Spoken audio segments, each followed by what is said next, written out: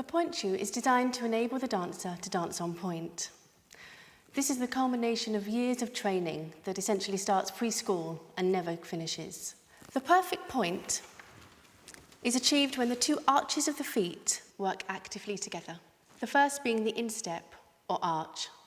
This is the top line of the foot, which makes a continuous curve the entire way down to the toes. This is the pretty part that all the dancers like to show off. We must also look at the metatarsal. This is the spread at the back of the toe joints.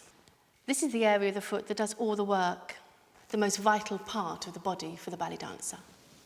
It is essential that this part, at the top of the toes, is cupped inside the shoe, but still allowed enough space to form a good curve or arch.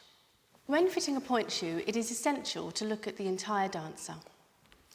To not do so does the dancer a great disservice. We must look at the entire body, the physique, the weight distribution, the whole dynamic and shape of this particular individual. We must put the shoes on both feet. Nobody has the same size feet, so we must check both. You should also secure the drawstring, tying it up so that the shoe sits snugly across the top of the foot. You should then ask the dancer to stand in first position, where they do a demi-plie, so you can see the foot at its largest. We are aiming to see the shoe completely filled.